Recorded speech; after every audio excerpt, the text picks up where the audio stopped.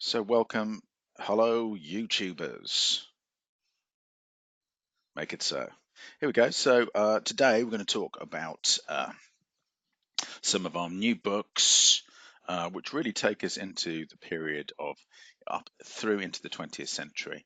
I'm going to start off with this short presentation. I'm going to take you through some of the ideas.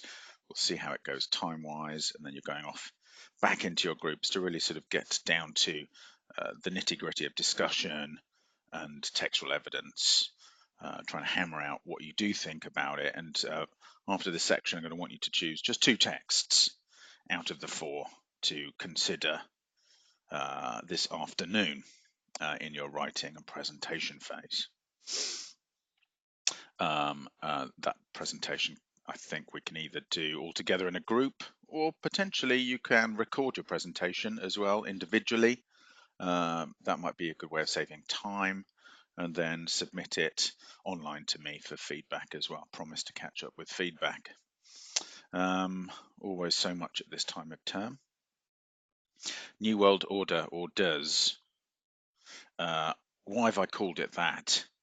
We had New World, New World, so there's a certain synchronicity, but we've also got this idea of truly dramatic seismic change at the turn of the century and with World War One. The horrors of World War One seem to overshadow the beginning of this century, and they produce mayhem in a Gatsby-esque jazz age. They produce depression and alienation in the 30s. They produce a second world war and a long period of austerity in Britain, but often the baby boomer generation in America who certainly seem to do very well out of the war as a nation and economically, mostly because the war wasn't really fought in the Americas, and they produced a lot of the heavy machinery that was used by the Allied powers. Enough said about that. Let's have a look at some of our books today as well. And as I sat last night rereading sections of this and looking at this book, it struck me, firstly, how much I liked it. Secondly, as I looked at the film, it's full of sort of very contemporary pop music. I'm just saying pop. That's a rubbish word to use for it. But there's sort of Beyonce's Crazy in Love's in there, and sort of it's really sort of interestingly interwoven with contemporary music, which means it's definitely something. If you look at it stylistically as well, it's visually stunning and full of the detail and the trappings of wealth and success. So it's definitely something that speaks amazingly still to our time, The Great Gatsby. I've included some of the illustrations. I love this one here of Daisy Buchanan, who's in that film version, is played by the very similar Carey Mulligan, the British actress. It's incredibly chic and elegant. Let's just get that right on here as well. Over to the right, you'll see here the original dust jacket for the first edition in 1925. And the thing that strikes me straight away is that when you look at that, it's incredibly, whatever you think about the book, when you read it, when you see, this is maybe what's lost in Baz Luhrmann's version of it, is it's incredibly modernist. What does that mean? What we've got sort of two doleful eyes floating in lines that seem to constitute the sky, tears, a teardrop, a single teardrop, a line of tears falling, these tiny rosebud lips in the middle. It's expressionist, it's modernist. All of a sudden, it doesn't seem at all like just a standard story when you look at this. And I think I've written down here as well. As soon as you look at the cover and you see that as its first edition when it comes out, you realize that it's a book of its time, which is the 20s, a time where the horrors of World War One are still ever present. They're a part of everybody's existence in life, and the answers to uh, finding meaning in society seem to have really, really changed. And so you don't have any sort of realist representation here, like strangely we often do in some of the updated material to do with the book. Here we see a more abstract representation that is, typical of this era.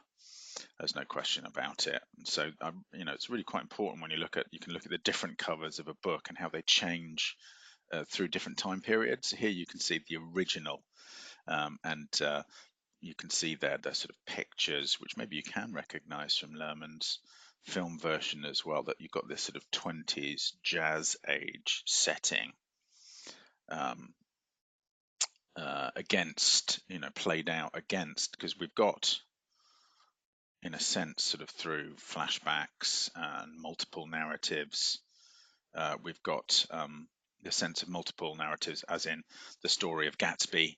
I don't know why I'm not sharing there. Am I blipping out?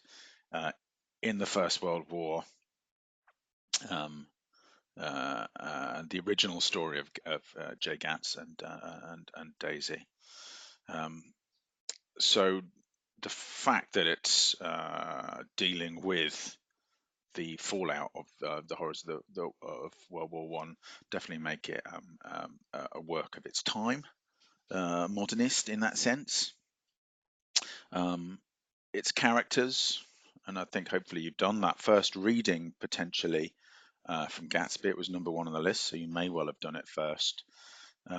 We've got a very strong central male relationship between Nick and Gatsby. As I watched it last night, somebody who hadn't seen before said, "Is he gay?" And uh,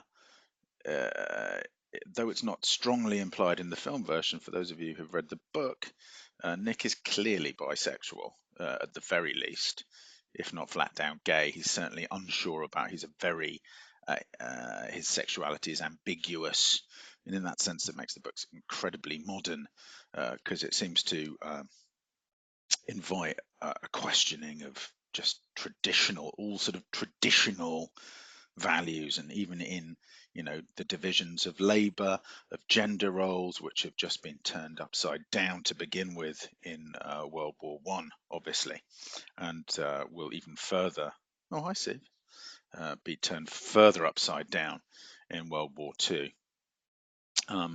So even in its characters, though, it really it's a very strong and tragic love story, which I find incredibly compelling. Very sad as well as a book. You can see Daisy's tear right there, as she's sort of abstractly represented as part of the sky. I'd describe that as structuralist. We'll come back to that later. And then, of course, Nick's kind of like the novelist, which they've done a new thing with in the 2013 film version of this, where he's sort of seeing a doctor, which is, to take it even a step further. Nick is kind of a novelist, and so in that sense, he's the writer. He's an internal narrator who's repiecing and reconstructing the activity. I'm not really going to answer chat wall things at the moment unless it's okay, cool, no worries. As we're recording as well online, don't worry about all that. We'll sort it all out. That sort of level of metafiction, another phrase that's coming back later, so don't worry, I'll sort of put that in sort of some of the vocabulary and terminology that I'd be using. The sense of the awareness that it is a story, that it's constructed, also makes it quite modern. I mean, that develops out of some of the elements we've already seen, certainly in sort of Gothic stories where they have frame narratives, and we've seen in sort of frames set up in lots of other books as we've gone through them. So Nick, looking at plot and perspective, he's this sort of internal first-person narrator. Um, it says in that first section, inclined to reserve all judgments. Um, this first section is not in the film. It's rearranged, it's replotted, but the story is the same. And so Nick is, I think, to a degree, a representation of the author himself as well, F. Scott Fitzgerald, who famously claimed that, a novelist has to be many people, and is essentially some sort of psychotic, multiple split personality figure. And so Nick plays that role, inclined to reserve all judgments. Sounds very familiar because I don't know if you remember what T.S. Eliot said about Huck Finn in The Adventures of Huckleberry Finn. Who was it? Was it you, Borhild, who read that? That he also was incredibly unjudgmental. That he reserved judgment, and that was um, Huck's strength. That he could look at the world, and so it made him somehow even more reliable as well. He was our sort of neutral character or objective observer, and that seems to be very much Nick's role. The little caraway seed of a man. So he functions as a witness, which is the idea of a witness is incredibly important in Baldwin's work. And it does ask you, it sort of makes you think who's the protagonist in this story as well, because you'd like to say Gatsby. Um, is he a hero? Modernist fiction very rarely sets up a sort of romantic hero, or a realist non-hero. We'll have a look at that later as well. And so it's got so many other sort of genre functions going on here as well. It's got a degree of multiplicity, the new, the breaking of traditional forms, because it's kind of like a Bildungsroman for both of them, for both Gatsby and for Nick. And yet there seems to be a sort of essence of biography because he's witnessing and recording Gatsby's story, and also as a kind of a memoir too. So it's a sort of in the film, in the 2013 film version, it's kind of made into a sort of psychotherapy type thing, which is another very strong modernist strand. This idea of sort of dream therapy and psychoanalysis, Freud and Jung, that comes through in the modernist period, in the 20th century. So I think there's so much that can be said just of that one image, and of what it is as a book. It feels modern, and that's important. And it certainly does break with its sort of multiplicity of characters and gender roles, sexuality. It certainly doesn't seem to need to present this sort of correct face or facade to society. Obviously, there are facades presented by characters in the book as well. I so love, and I really wanted to watch yesterday, the Robert Redford and Mia Farrow version. I'll probably do that tonight as a little treat. I have watched it again recently. It's a very different type of film from 1974. So it's got that slow, lingering camera that appreciates the canvas, just lets things play out against what is, simply a wide camera shot a lot of the time as well, with sort of very naturalistic sound as well. So it's quite an interesting take on it, not postmodern at all. It's sort of, we'll come back to that, more realist in that sense. Subjects and themes, there's a lot going on in Gatsby. I'm going to treat some of the more standard ideas actually of what's sort of going on in Gatsby. I was struck last night, particularly just sort of having read it recently and then watching it again, that you both admire his, particularly in as Leo plays it, you admire his love, and you want to be loved by Gatsby, but at the same time you're somehow aware that it's all too much. There's an underlying flaw, which means it's going to be spoiled almost from the beginning. Um, so the American Dream, I think quite a few commenters and critics have talked about it, how it shows the darker downside of a decadent aspirational society, because the dream destroys um, the real dream, what he actually wants, which is a working, functioning relationship with Daisy Buchanan. Yet he seems so intent on setting right the wrongs of rewriting the past. So there's definitely an element of that, and thinking about how it's sort of set in the 20s. If we compare then to Kill a Mockingbird, we know very well what is coming afterwards in the 30s as well, and how this boom will go bust. And yet we seem perhaps not to have learnt from it. You know, we've had recent Great Depressions, though they're really not comparable in any sense whatsoever. The 2008, 2009 crash can't be compared to the 1929 crash, which I think it produced like 30% unemployment in America. People were destitute, um, which you get a sense of in this from the Valley of Ash, um, but perhaps that's debatable as well, how that's portrayed in the book. Um, Another tangible theme is the truth about society and class. Just like we said, Finch is somehow Darwinian, alluding to the origin of the species, the songbirds that found out about sort of natural competition and selection as a process. In Gatsby, inequality seems to be unavoidable, in spite of all his best efforts and riches. The divide perpetuates and persists. It's still there. And there's the dream of mobility, the myth of the self-made man, which is a part of the American dream. But the old money, new money divide is what persists in Gatsby. I can add to that as well. We can remember, and let's sort of just think back. Locke's life, liberty, and the pursuit of happiness, which is written into the Declaration of Independence. We looked at that before, if you remember, the sort of the empiricist and rationalist Locke, empiricist over rationalist. I'll talk about that a bit later.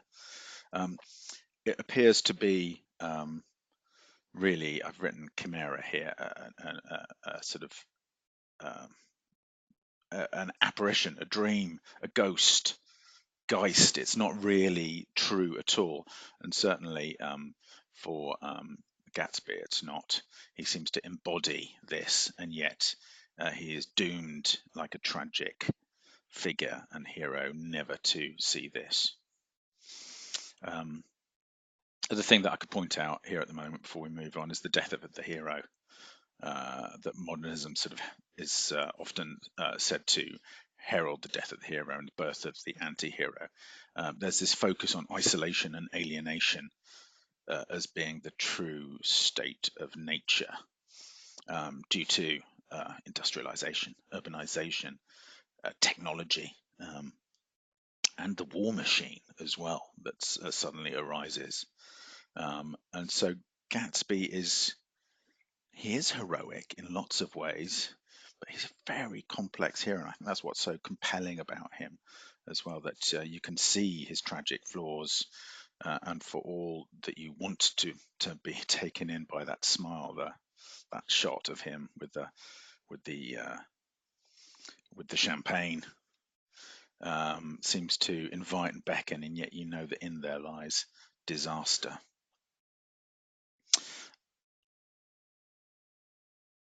I suppose we're going to talk about this after. I'm going to actually hop over and reorganize this section and have a look at Harper Lee, To Kill a Mockingbird. And then we're going to talk about, and I'm going to sort of précis in the afternoon a little, maybe a bit more about movements in art and culture, which are quite important to understand 19th, 20th century, how it all moves. I don't know if there's anything that we can see is dark or gothic about this. It's the original cover, isn't it? Because I've got it over there. That's now on the 50th anniversary edition, which mine is battered over there. There seem to be silhouettes, don't they? Almost in a sort of puppet-like drawing or show with the songbird, which we can only assume is the mockingbird high up in the tree, but on the side of the tree where all the leaves have been blown away strangely. There is something in that. There's something in it which says Gothic. And this is something I've been wrestling with over the last couple of days. I was trying to rewatch the film last night to sort of really try and isolate it in my mind a little bit as well, because Boo Radley is a scary albino psychopath. Rather than the monster, it's the psycho, but he becomes a monster, doesn't he? Not because of anything that he's done, but because of how he's been treated, really, when it comes down to it. And so this sort of albino misfit songbird monster seems to make one part of the story, and then we have the other part of the story with Tom Robinson, which seems to be far more about racial injustice and inequality, and yet the two stories unite right at the end, don't they? And are then intertwined. And if anything, the Gothic, which we know from before, is often a sort of like a breaking in the fabric of society, a sort of a rejection, a subversion, a sort of a revolution, if you will, sort of somehow breaks back in and solves this issue of justice in the novel. It's a very complex book, fantastic film, the 1962 version. And here's a picture of Jean Louise Finch, Scout, from the graphic novel, which is over there. Hello. And it's that lovely scene. So I was taking pictures of the film last night to sort of work with, where she says, "Hey, Boo." Far more tearful in this scene as well, but this is the bit where she's confronted with Boo, but Boo, who's just saved both her life and her brother's. So let's have a little look at some of the sort of, first of all, formalities, let's say, before we go on to, and then we'll look at genre, and then we'll look at some of the subjects and themes involved. This is not declarative knowledge. This is not the world as it is. This is me just trying to sort of put together what I think about it myself, mostly. Though I've obviously, sort of scouted around, and I do know generally what people, sort of critics, say about these books. It's important that you find your own voice, because that's what literature is about. It's about finding your voice and recognizing others. I was asking myself this question: what is it? Is it realism, social realism? Is it postmodernism? Is it very self-conscious? I'm going to go into postmodernism later. I'm sure some of you will have an idea of what that means. Is there a degree of Gothic romanticism in it then? In the way that the Radley story with the birds, think about ravens, birds, songbirds, the sort of level of symbolism that sort of somehow breaks, with the parallel plots and the stories, the Boo Radley story, the Tom Robinson story. It's quite complex, really, when you think about it. The more you think about it, the more complex it gets. Its setting is crucial, and this is why I've sort of put it together here and linked it to Gatsby, because this is the 30s. It's the interbellum, between the wars, interbellum. That's what it means. Remember, we had Hobbes, didn't we? Bellum omnium contra omnes, the war of all against all, earlier. This is the same Latin term. And this is the interbellum, sort of between the wars period, Alabama, down south, sweet home Alabama, out in the boonies, the boondocks, a bucolic backwater, and it's a sort of Bildungsroman, of course. What isn't? Showing the development of a character often from childhood into maturity, what's called a maturation plot. and it's very rich and detailed, local detail and specific detail, and we do know it's probably more than loosely autobiographical as well. So it's got that sort of kind of memoirs feel to it as well. But you do feel that maybe the sort of elements of the story, what I've sort of said could be Gothic elements like Boo Radley, I kind of feel more symbolic than anything at the same time, that they are sort of set within a degree of realism. So it's quite a sort of sophisticated piece of writing, which is why some people sort of recognize it as being postmodern. It certainly doesn't present a sort of a closed structure. It's kind of open-ended, really, in a sense, even though the two stories tie themselves together.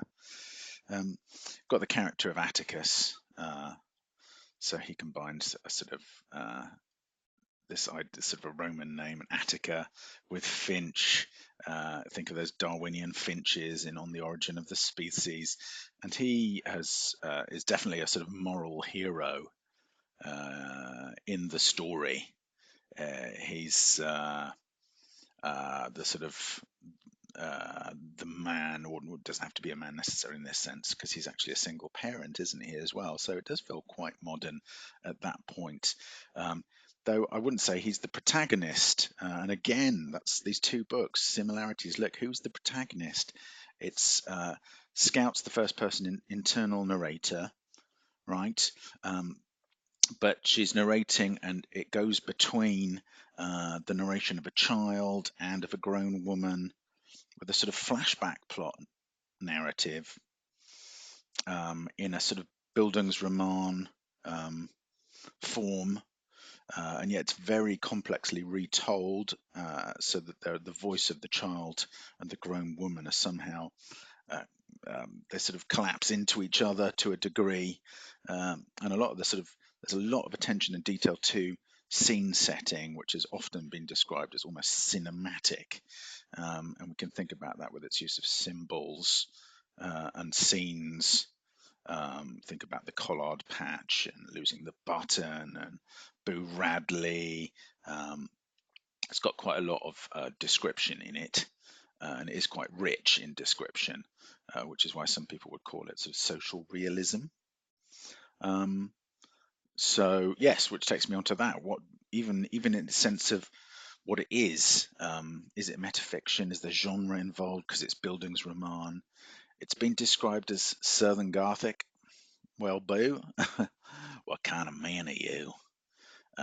There's a lot of menace in it, and so, but there are definitely, though, as I watched it last night, there are Gothic elements in it that could be identified, or use of those conventions.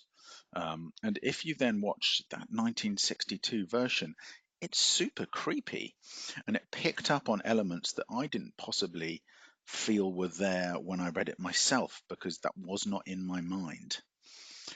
It's also been described as social realism. I'm going to talk about realism. What time is it now? We're up to half an hour, so that's probably normally as long as I'd like you to listen. I will talk about realism probably after the break. You can also look at down at the end. I've got all the way through. I've got sort of movements in art and literature coming up. And what I'm going to do now is I'm going to finish this and then let you go into your groups for discussion, because you don't want me talking for, that's half an hour already, for goodness and me. There we go. So it's written and published. I've written this here. This is my voice during the civil rights movement of the last cities. God, I did this last night. It must have been the late 50s, that should say, and 60s. It represents regionalism of the 30s, so it goes back to this sort of time, which is an interbellum period. So it's quite sophisticated, and yet it clearly tries, well, it doesn't try, through its sort of symbolism and its subject, what it deals with, it definitely invites, and must have been read in this way at the time and still now, parallels between the 30s and what's going on, and Atticus Finch's moral hero, and the sort of relativism of, when he says you have to walk a mile in another man's shoes, that comes from here, and all these sort of quotes. It's all about empathy, isn't it? Um, uh, but obviously, it was written at the time of the civil rights movement and the struggle of the 60s. So it invites comparisons back to Baldwin's time, very clearly between this and the Baldwin as well, back to the civil rights struggle, non-violent resistance, which Martin Luther King embodied, Malcolm X, the violent resistance using the Black Nation of Islam in America. And in that sense, I suppose you have to understand that it was even then it was written with a clear a degree of symbolism and a Gothic element that leaves it open to interpretation. Feels like it's romanticizing a little bit at times, but it means. I mean, here's my question: can it still be used to understand the 21st century? The invitation is that there's an overlay in the book because you've got this dual context already, and you know Jean Louise is telling it later in a different time in the 1960s. Um, to follow on from that, so with the theme of the social realism and the idea of racial injustice, um, which is sort of graphically depicted in the case of Tom Robinson with the nasty Yule, though also in a sense dealt with in a very different way through uh, the the monster in the basement, Boo Radley. But sort of Lee kind of implies, and I'm sure we as readers maybe understand that very little has changed since the 30s. If it is so important to still make this call out across time. Um, and he's Tom Robinson, a cripple incapable of committing crime, or at least the crime of which he's accused. He's a social and racial pariah, and he's saved from a lynching, and then he's shot, presumably in the back. So it's a very sort of bleak morality or lack of morality in sense of justice, and how they then, when justice, basically he's tried before 12 men, good and true, who are all white and commit him of the crime, and then the Sheriff Heck, does a sort of a dodgy to sort out everything in the end. So it seems to be down to the morality of the individual. There are strong feminist themes in this book as well, very strong feminist themes. Scout resists gender conventions and is iconic as because of that. And even as a grown-up narratorial voice, there's like a tomboy that is not conforming and who is subverting gender expectations with the watch and the pearls, the reading and the gun. And then finally, because I want to send you off into your groups now for discussion before lunch, we've got the issue of the songbirds. And songbirds seem to symbolize a loss of innocence. But they can symbolize a lot more. So it's like shoot all the blue jays you want, but it's a sin to kill a mockingbird. In that little sort of quote there as well, you see the mockingjay is a portmanteau of the blue jays and the mockingbird in that single quote from To Kill a Mockingbird.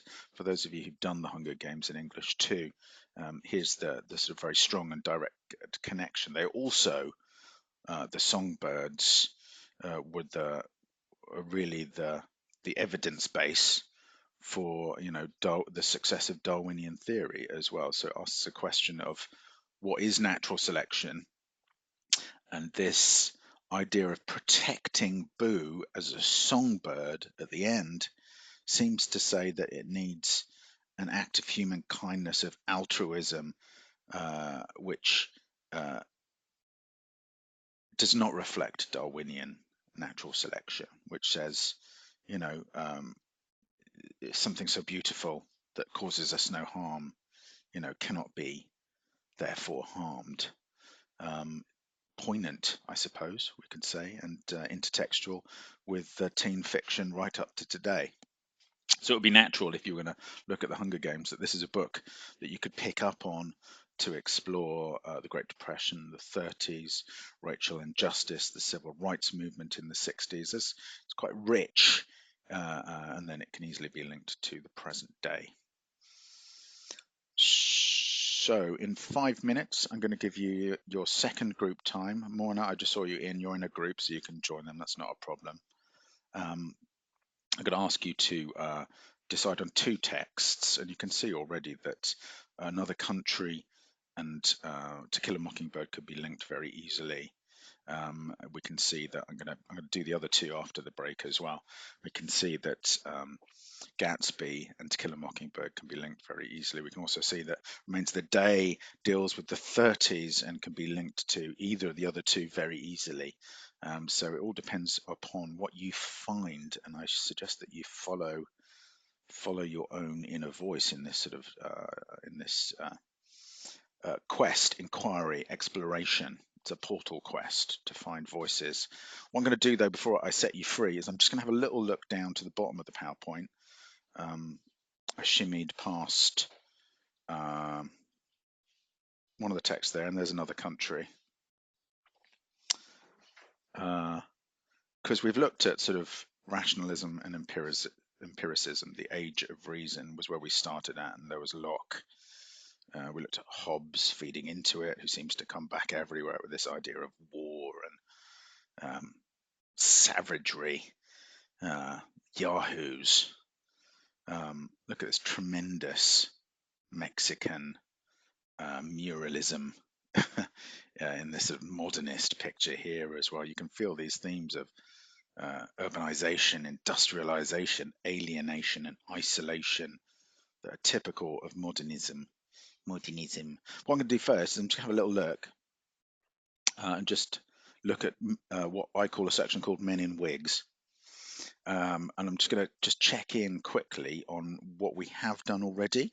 I'm going to build on it afterwards as well, because we started off by looking at, after Hobbes and the Yahoos, we looked at Locke. And Locke was kind of, for me, the philosopher of the Enlightenment, of the Age of Reason, right? We know that his words are in the Declaration of Independence. We know that he believed in basically, self-determination, natural rights, plus property.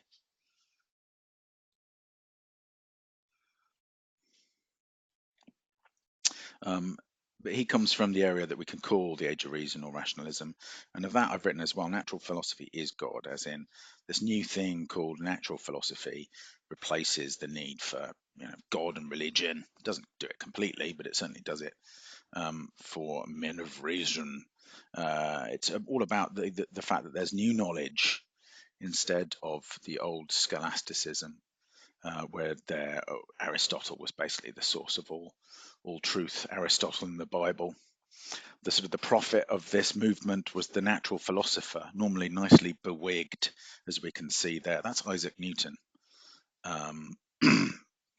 who I love. So Isaac Newton is one of my favorite Beatrix Potter characters. He's a newt, obviously. That's in Jeremy Fisher. Free thinkers, free trade, laissez-faire, anti-religious, secularist, humanist. the sort of the creed of empiricism here of Locke was that sensory input only source of knowledge. That's empiricism. Man's born as a sort of blank sheet. Yeah, yes, that's what it means. Spot on. Man's born a blank sheet, a blank slate, and it's only sensory input. That's the empiricist point of view. The rationalist says there's a reason, which is sort of abstract reason and working stuff out. So they were materialists, and for many of them, God did exist, but he was far away, and all he'd done was set the universe in motion. This is called a mechanistic universe, a bit like sort of the planet and the stars revolving. All God was needed for was to be the first purpose to go beep. And that's it. That was the full involvement, totally absent God. And with this as well, it meant that everything in the universe could be explained, because superstition, the supernatural, they'd all been dismissed in favor of this cult of reason. And if you think about it, really interesting how, even at the time of Shakespeare, if you think about 1610, common beliefs would include that comets predicted the future, that werewolves existed, that if you buried certain items at the back of your bottom of your garden, it would affect, you know, your future. That letting blood with leeches would cure most ailments. It was a pretty sort of the change from like the beginning of the 1600s to the 18th century is remarkable. It's remarkable. And that, just for our last section here, produced what we've already looked at since then. I'm just checking where we are here as well. Was the backlash that inevitably came to this sort of rationalism, which everybody saw as bone dry. And I've described that here as art is God, and provided you with a lovely picture of the wig-free Percy Bysshe Shelley, husband of Mary Shelley, author of Frankenstein and The Last Man. And we've already looked at this. The prophet of the movement of Romanticism is the poet, the ultimate spokesperson for this sort of aesthetic movement. There was the cult of the hero, the philosopher kings, can lead to dictators like Napoleon.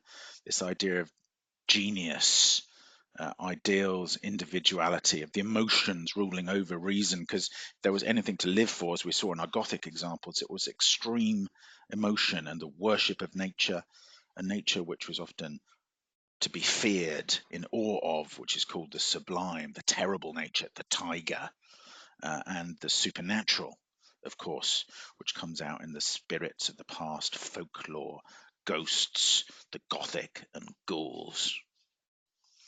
After the break, we'll have a little look at what happens after that. For the meantime, thank you, YouTubers, for watching. I'm going to stop the recording while the groups here go into their second task phase. Make it so.